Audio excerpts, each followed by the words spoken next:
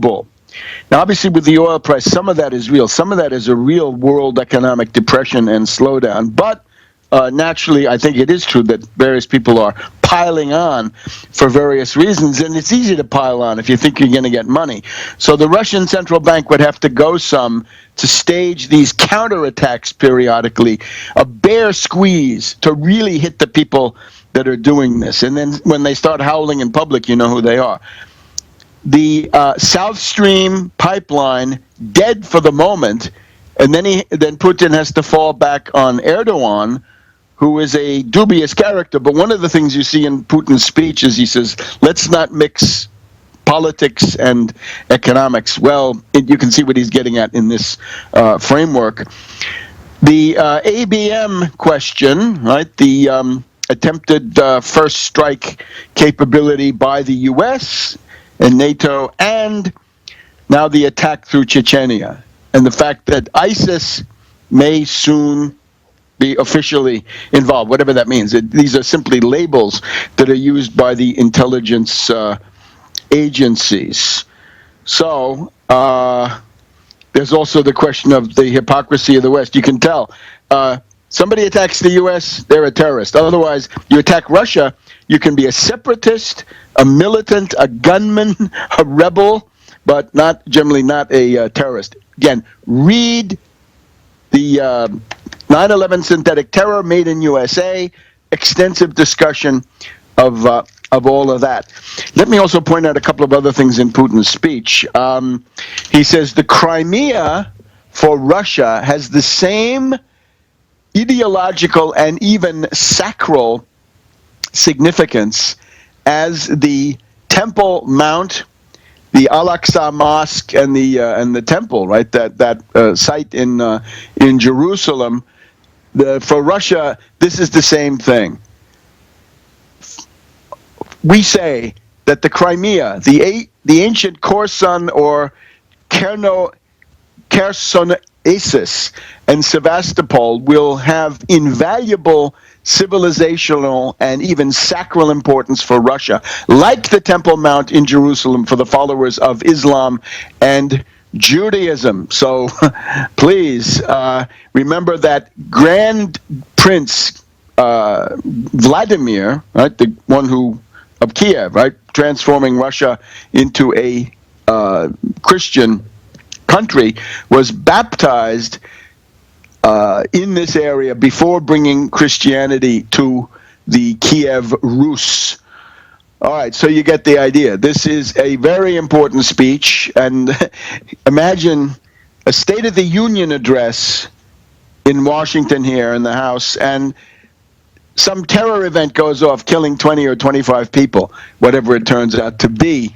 You can get the idea that this is heavy-duty provocation. In other words, there's a planning center now. There's a war room where they're planning things, and Putin fights back saying, we will not allow anybody to get military superiority. No one will ever attain military superiority over Russia. We have a modern and combat-ready army. We want to be polite, but it's a formidable army. We have the strength and we have the courage to protect our freedom. Remember, it's an unconquered country. Only the U.S., Britain, and Russia in the modern world pretty much have this characteristic. We will protect the diversity of the world. We will tell the truth to people abroad so that everyone can see the real and not distorted and false image of Russia. There are some problems on this front with RT, I must point out. We will actively promote business and humanitarian relations as well as scientific, educational, and cultural relations. We will not enter the path of self-isolation, xenophobia, suspicion, and the search for enemies because those are evidence of weakness, whereas Russia under Putin is strong and confident. And again, you talk about a national technology initiative investing 1/4 of the gross domestic product in science and technology. I would also point out, demographically, he boasts that Russia is now 8 million inhabitants above the pessimistic demographic projections that had been made by the United Nations at the beginning of this decade. So the demographic development is now positive. The Russian population is growing again after the time of troubles, the smut under Yeltsin, when alcoholism and despair were essentially decimating this country. So there it is. That is a huge strategic emergency. And, well, what are we going to have? Ashton Carter. Is Ashton Carter the right man here? I can hardly think so. We're happy that we were able to help shoot down the Michelle Flournoy candidacy, right? She comes from the Center for a New American Security. That is General Petraeus's think tank, his personal think tank. And remember, we've got this situation where General Allen is now the ISIS czar inside the government, and he is undoubtedly scheming to oust others and to set the stage for the confrontation that he wants. And as for Ashton Carter, he once said to Bush the Younger in 2006, let's go bomb North Korea, the DPRK. No, vote no on Ashton Carter.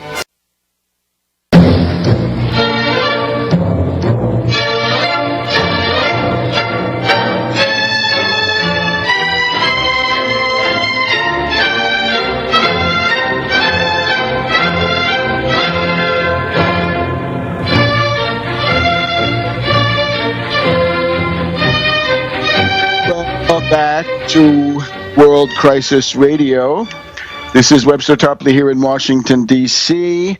Once again, that class we were talking about for mid-December looks like it's going to go more in the direction of mid-January, but do stay tuned. And in the meantime, keep up with everything at tarpley.net.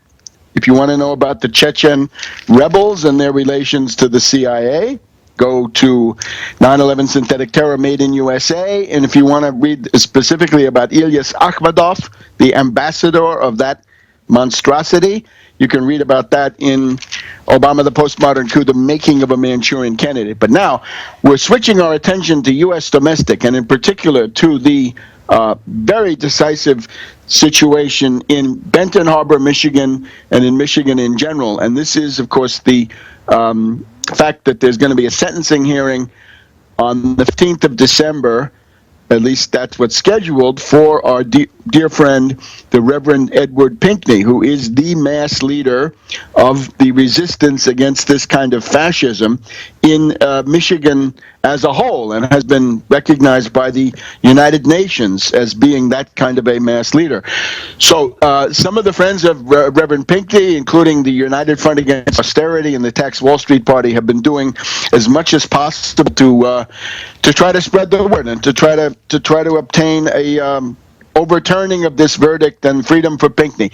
So to get a report about this, no better person to ask than Daniela Walls, who is the chairwoman of the Tax Wall Street Party, who has been keeping in touch with people in the United States and around the world, and that's really a big deal, to give us a report on what's going on. Daniela, welcome. Out with how the Tax Wall Street Party is mobilized, and then if we have time later, we can get into some philosophical issues that were raised on our last night's United Front Radio with Reverend Pinckney about institutionalized racism. And as Pinckney said, we need to fight the big war instead of all these small battles that are going to continuously pop up. And he said the right way to strategically fight a war and the most bang for your buck is that we're going to need systemic reform to the economy. But let's start with the nuts and bolts, if we can, of what our party is actually doing. So the Tax Wall Street Party is mobilized in half the states and about 10 countries now and growing.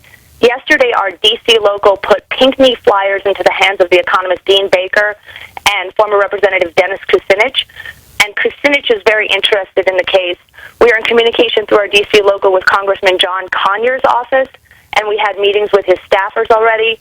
We are in contact with the office of Congresswoman Marcy Kaptur, trying to help Pinckney first, but also to bring into the larger focus of the emergency manager laws. Last night, the D.C. local went to a party with Bernie Sanders and had a talk with him where Bernie Sanders did not know what the emergency managers laws were, which was shocking, but speaks volumes about the state of our so-called progressive politics in America. What you were going to say? You're right. Shocking. Please go ahead. Shocking. So to bring home what this emergency management means, because you might not hear about it from Bernie Sanders, it seems.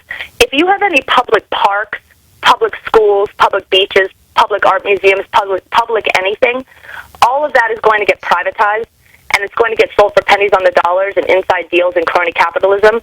So what's happening in Benton Harbor and Detroit is a template. All of your art museums, like I said, parks, beaches, state parks, are going to be sold in these insider deals and land grabs. Land grabs is a key term, and that's what's happening in Benton Harbor with the beach.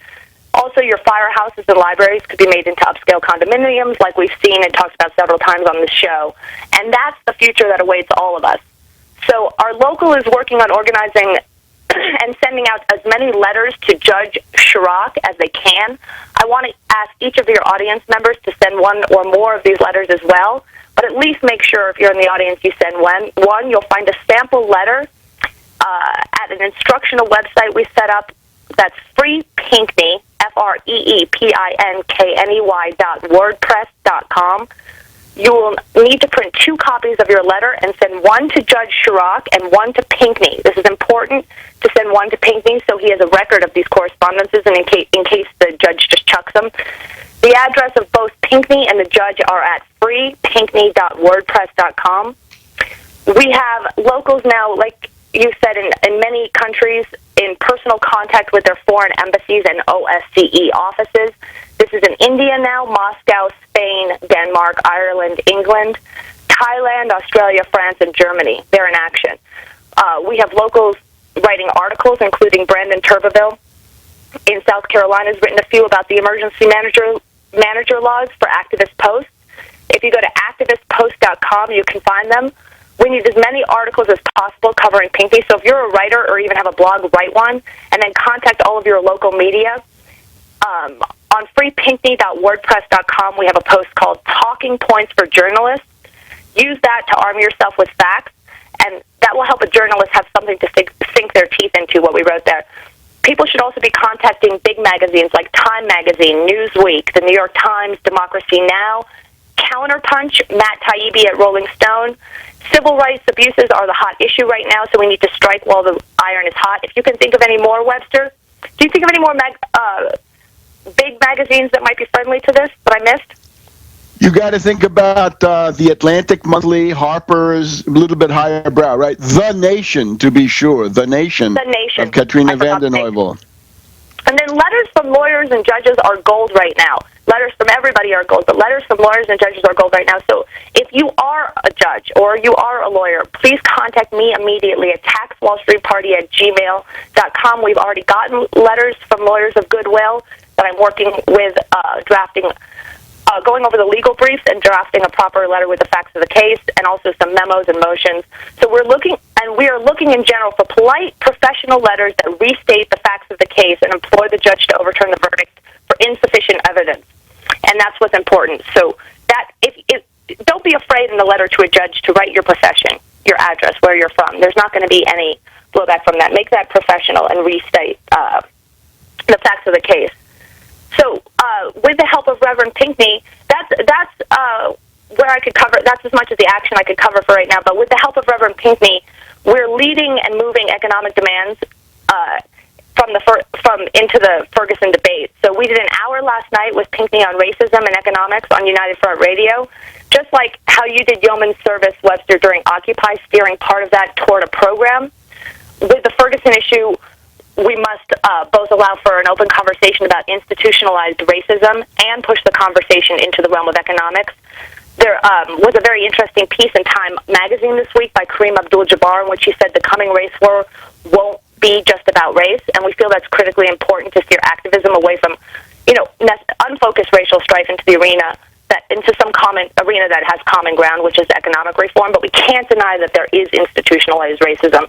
As Pinckney said last night, if if we have economic equality, racism will still be there, but it won't be as great. He also said waiting for months and months on all of these verdicts to come in takes time away from building, and building on our foundation, which is the platform for recovery. When I've been listening this week to Black political